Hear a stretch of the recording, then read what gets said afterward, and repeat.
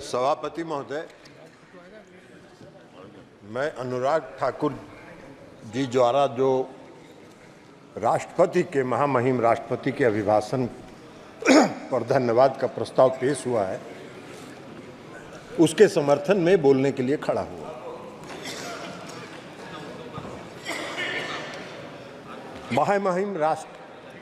महामहिम राष्ट्रपति महोदया ने अपने अभिभाषण में पिछले 10 वर्षों में इस देश के आदरणीय प्रधानमंत्री नरेंद्र मोदी जी के नेतृत्व में जो काम किया है उसका दर्पण उस राष्ट्रपति के अभिभाषण में है। और अभी आने वाले बजट में, जब अगले सत्र में इस देश के लिए बजट पेश होगा, तो उस समय 5 वर्षों के कार्यक्रम के साथ परफॉर्म, रिफॉर्म और ट्रांसफॉर्म का पूरा संकलन और पूरा उसका विस्तृत ब्यौरा पेश किया जाएगा। महोदय, प्रधानमंत्री जी ने तीसरा कार्यकाल पूरा किया, तीसरा कार्यकाल उनका प्रारंभ हुआ और इस देश की जनता ने तीसरे कार्यकाल के लिए उनको मत दिया, वोट दिया और पूर्ण समर्थन के साथ सरकार बनाने का बहुमत दिया। लेकिन पूरे चुनाव के दौरान क्या प्रचार हो रहा था? पूरे चुनाव के दौरान जो अभियान देखिएगा और जो खास करके विरोधी दल के नेता का आज जो भाषण था और उनके चुनाव प्रचार का जो भाषण था, अगर दोनों को मिला के देखिएगा तो लगेगा कि वही आज भी राष्ट्रपति के अभिभाषण पर नहीं, चुनाव के प्रचार में, पब्लिक मीटिंग में भाषण दे रहे हैं। इस तरह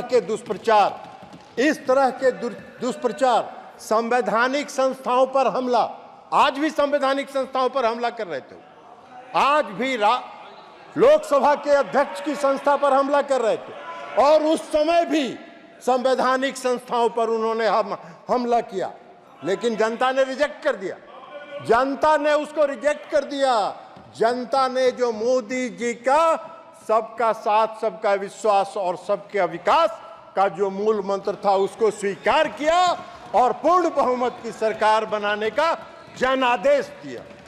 लेकिन क्या कीजिएगा, आज भी वो बोल रहे थे। अब आपको हम एक बात बताना चाहते हैं कि देश की जनता ने जो तीसरे कार्यकाल के लिए मोदी जी को जो समर्थन दिया है, उसका स्पष्ट संदेश है कि भ्रष्टाचार पर जो आपने हमला किया है उसको जारी रखिए और इस देश से भ्रष्टाचारियों को समाप्त करने का काम करिए। इसके लिए इस देश की जनता ने दिया है। अर्थव्यवस्था में सुधार के जो कार्यक्रम आपने चलाए हैं, उस कार्यक्रम को चलाए रखिए और देश की अर्थव्यवस्था को दुरुस्त करिए। इसके लिए देश की जनता ने मोदी जी को तीसरे कार्यकाल के लिए अपना बहुमत दिया है। मोदी जी को गरीबों की सेवा करने के लिए जो उनके कार्यक्रम चलते रहे, उस कार्यक्रम पर मोहर लगाया। देश की जनता ने इनको रिजेक्ट किया, इनको अस्वीकार किया।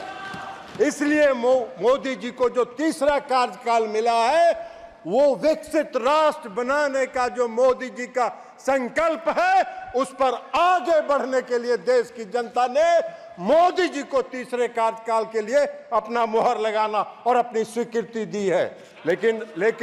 लेकिन सभापति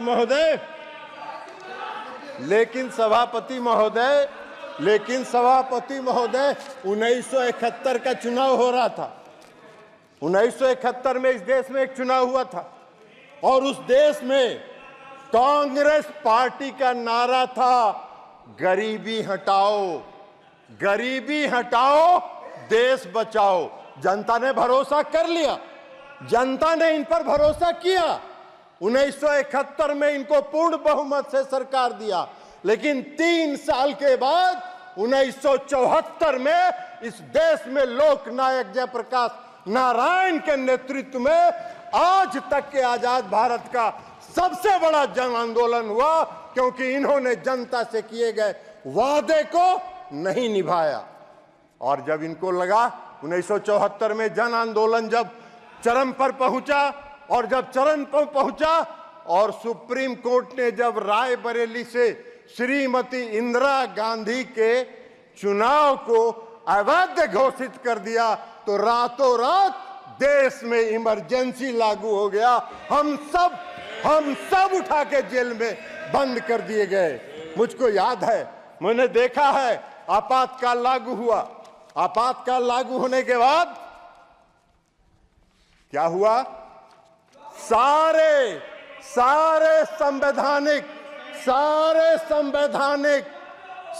संवैधानिक और देश की जनता का जो फंडामेंटल राइट था, वह राइट बंद कर दिया गया। किसी को बोलने का हक नहीं था, किसी को चिल्लाने का हक नहीं था, किसी को कुछ भी एक शब्द बोलने का, प्रेस की आजादी पर लगा दिया गया। हम सब लोग उठा के जेल में बंद कर दिए गए। मैं भी रहा हूं, जेल में उठा के बंद कर दिया गया। और सभापति महोदय आज जब आ रहे थे, जब इस सदन का जब पहला दिन का सत्र था, तो संविधान का किताब लेके कांग्रेस पार्टी के लोग आ रहे थे। आज भी नेता विपक्ष बोल रहे थे संविधान की जय हो। अरे जिस व्यक्ति ने और जिस पार्टी ने इस देश के संविधान का धज्जी उड़ाया हो, जिस पार्टी ने इस देश के संविधान को चकनाचूर किया हो, जिस पार्टी ने इस देश के संविधान को कलंकित किया हो, उसको संविधान लेके सदन में आने का क्या हक है और संविधान की बात करने का क्या हक है? उनको कोई हक नहीं है संविधान के बारे में चर्चा करने का। सारी जिंदगी कांग्रेस पार्टी ने संवैधानिक संस्थाओं को, संविधान को समाप्त करने का काम किया है। पूरा इमरजेंसी इसका गवाह है। किसी को कोई साहस नहीं था, कहीं नहीं। और ये सत्य है और सत्य सुनने की आदत डालिए, सत्य जानिए, सच्चाई। ये देश का इतिहास जब भी लिखा जाएगा, इस देश का इतिहास जब लिखा जाएगा, तो आपातकाल कलंकित करने का वाला काला अध्याय के रूप में संविधान में लिखा जाएगा। ये बात है। आप बहुत चर्चा कर रहे थे, बहुत चर्चा कर। आप मत बोलिए ना, आप भी, आपका पार्टी का नेता भी वही थी, इमरजेंसी के समर्थन में थी। ममता बनर्जी भी उसमें कांग्रेस पार्टी में थे और इमरजेंसी का समर्थन कर रही थी। आप मत बोलिए सौगत राय साहब, हम लोग भुगते हैं, हम लोग ने पीड़ा सही है, हम लोग को दर्द मालूम है। इसलिए आप भी चले जाइए, 2-4 बार बन जाइएगा बंगाल में, चिंता मत करिए। अभी तो खाली कानून का किताब लेके खड़ा हो जा रहा है, इसलिए खाली टिकट आपको देके लोकसभा का मेंबर बना दिया जा रहा है। तो इसलिए खाली संविधान पढ़ते रहिए, संविधान दिखाते रहिए। संविधान से कोई लेना देना आप लोग का है नहीं, संविधान से कोई मतलब आप लोग का है। और कई पार्टियां हैं इस सदन में, वो भी लेके आए, संविधान की प्रति साथ में लेके आए। डीएमके पार्टी या आपको समाजवादी पार्टी, खैर समाजवादी पार्टी और डीएमके पार्टी को संविधान लेके सदन में आने का हक है। इसलिए कि मुझको याद है कि जब इमरजेंसी लागू हुआ, तमिलनाडु में श्री करुणानिधि साहब के नेतृत्व में सरकार थी और इस कांग्रेस पार्टी ने करुणानिधि के सरकार को बर्खास्त कर दिया और सबको उठा के जेल में बंद कर देने का काम किया। लेकिन आज डीएमके के लोगों को, समाजवादी पार्टी के लोगों को की मजबूरी है कि कांग्रेस पार्टी के साथ साथ संविधान का लेके चले, लेकिन घूमिए, साथ रहिए जरूर, लेकिन संविधान को ध्वस्त करने वाले पार्टी का समर्थन मत कीजिए। यह हम आपसे आग्रह करना चाहेंगे। कांग्रेस पार्टी का एक बात, अरे जदयू का बात काहे के लिए करेंगे, देश का बात कर रहे हैं। तो आपका नेता तो भाषण कर रहा था, मंच वाला पॉलिटिकल भाषण कर रहा था, जैसे लगता है कि पब्लिक मीटिंग में बोल रहा हो। आप वही से आ रहे हो इस देश में। इस देश में जॉर्ज फर्नांडिस एक नेता थे। जॉर्ज फर्नांडिस एक ऐसा नेता था जिसकी देशभक्ति रोम रोम में भरी हुई थी। इमरजेंसी के दौरान जॉर्ज फर्नांडिस को कितना कलंकित करने का काम, प्रताड़ित करने का काम और अपमानित करने का काम इन लोगों ने किया। और ये संविधान की बात कर रहे हैं, ये संविधान की रक्षा की बात कर रहे हैं। बड़ा आश्चर्य हो रहा है हम लोग। तो इसलिए संविधान की बात तो मत करिए। और खास करके नेता विरोधी दल का परिवार को कौन संविधान की बात करने का हक है? नेता विरोधी दल का परिवार संविधान विरोधी है। काला अध्याय में आपके परिवार का इतिहास लिखा जाएगा, इस देश के इतिहास। इसलिए आप वो करिए। अध्यक्ष महोदय, सभापति महोदय, पूरे चुनाव प्रचार के दौरान इन्होंने इस देश की चुनाव प्रक्रिया पर प्रश्न चिन्ह खड़ा किया। इस देश की चुनाव प्रक्रिया पर प्रश्न चिन्ह खड़ा किया। ऐसा घूम घूम के प्रचार करते रहे जैसे लगता है कि देश में चुनाव निष्पक्ष हो ही नहीं रहा। पूरे दुनिया में देश को कलंकित करने का काम इन लोगों ने किया। बीच बीच में सुप्रीम कोर्ट जाते रहे चुनाव आयोग को और ईवीएम मशीन को चुनौती देने के लिए। और अगर ईवीएम खराब है तो सौगत राय जी, ममता दीदी का सरकार बंगाल में कैसे बन गया? हिमाचल में आपकी सरकार कैसे बन गई? कर्नाटक में आपकी सरकार कैसे बन गई? तेलंगाना में आपकी सरकार कैसे बन गई? अगर ईवीएम खराब है तो जब आपको मिल जाए तो बड़ा आनंद में, और जब हारने का बारी आए तो ऐसा शो करिए कि जैसे लगता है कि निष्पक्ष चुनाव नहीं हो रहा है, बेईमानी से कोई जीत रहा है। अरे देश की जनता कभी आप पर भरोसा नहीं करेगी। बैलेट पेपर जब चुनाव होता था हम लोगों ने देखा, बैलेट पेपर से जो चुनाव होता है हम लोगों ने देखा, एक एक थाक बैलेट बॉक्स से बैलेट पेपर निकलता था, थाक का थाक, जिस पर कोई वोटर का दस्तखत नहीं, कुछ नहीं, और उसी की गिनती होती थी। और यही प्रक्रिया आप चलाते रहे और सत्ता का आनंद लेते रहे, देश के संविधान का धज्जी उड़ाते रहे। वही आज भी चाहते हैं। नरेंद्र मोदी जी की सरकार इसको कभी स्वीकार नहीं करेगी। इस देश की जनता का भरोसा नरेंद्र मोदी जी पर है। तो इसलिए आप इस पर चिंता मत कीजिए। और इसके साथ साथ मैं आपको, और याद है ना, आपने देखा था, अभी बोल भी रहे थे, कोई स्पीकर बोल रहे थे, आप मोदी जी पर आरोप लगाते हैं कि संविधान की धज्जी उड़ा रहे हैं। कौन से संविधान की धज्जी उड़ा रहे हैं? अरे मोदी जी तो जिस दिन एनडीए की बैठक थी, इस बार तीसरे कार्यकाल में भी, तो मोदी जी जब संविधान सभा के सेंट्रल हॉल में आए तो सबसे पहले उन्होंने जाके देश के संविधान का नमन किया। और जिस व्यक्ति ने देश की संविधान का नमन करके अपने नेतृत्व पर और देश की बागडोर संभाली हो, उससे संविधान को खतरा नहीं है। संविधान को खतरा है तो आपसे है, कांग्रेस पार्टी के से है। और कांग्रेस पार्टी संविधान विरोधी रही है और रहेगी।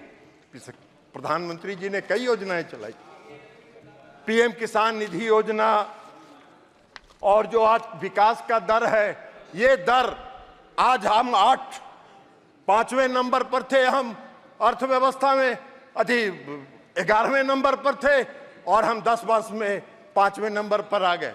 और मोदी जी का लक्ष्य है, मोदी जी का संकल्प है, आदरणीय प्रधानमंत्री मोदी जी ने घोषणा किया है कि 5 वर्षों में सब दिए थे। अरे सब बता रहे हैं, आपको बता दिए हैं। आपका वही चरित्र है। अभी उनके साथ घूमिए, नेताजी की आत्मा ऊपर से रो रही होगी। अरे नेताजी की आत्मा रो रही होगी। 11वें स्थान पर था, आज अर्थव्यवस्था 5वें स्थान पर है। और मोदी जी का संकल्प है कि 5 वर्षों में तीसरे स्थान पर पहुंचाएंगे।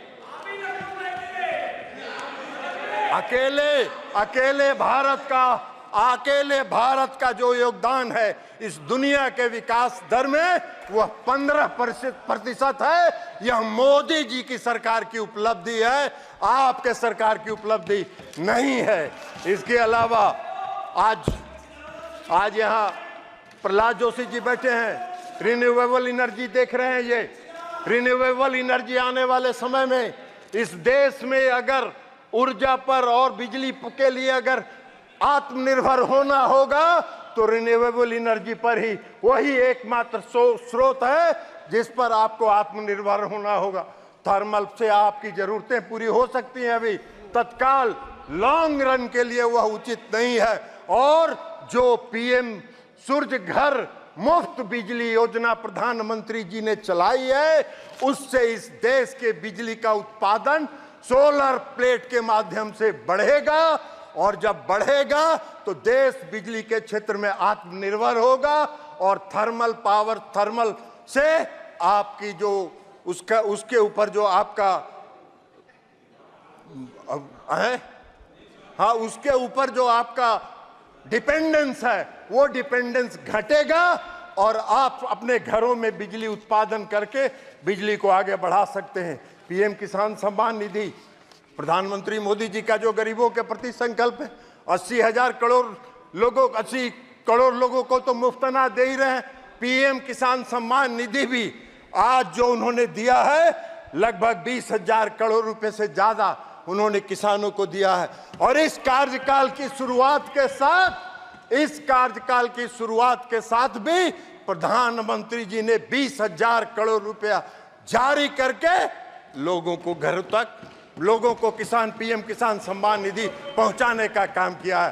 पहला फैसला मोदी जी की सरकार ने किया कि 3 करोड़ लोगों को घरों का निर्माण कराया जाएगा। ये बहुत बड़ा निर्णय है, ये संकल्प शक्ति का प्रतीक है। और मोदी जी ने जो इस देश की जनता को जो वादा किया है उस वादा को पूरा करने के प्रति उनका जो संकल्प है, उस संकल्प को दृढ़ शिक्षा शक्ति को दर्शाता है। और इसलिए हम महामहिम राष्ट्रपति के अभिभाषण का समर्थन करते हैं और कांग्रेस पार्टी को संविधान विरोधी घोषित करते हैं। इनको याद है 1984